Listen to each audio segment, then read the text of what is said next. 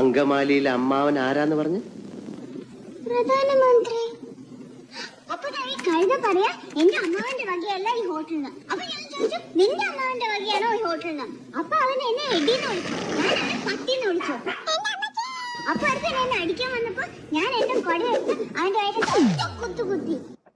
എന്റെ കൊടയെ പിടിച്ച് വലിച്ചപ്പോ അവിടെ ഇരിക്കുന്ന ഫോട്ടോ എടുത്ത് ഞാൻ തറയിൽ എറിഞ്ഞു പൊട്ടിച്ചു.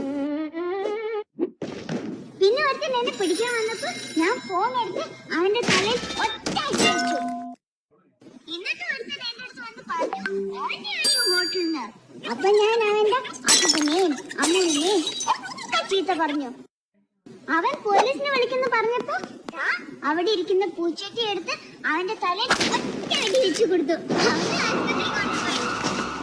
വേറൊന്നും ചെയ്തില്ല, ഇത്രേ ചെയ്തുള്ളൂ.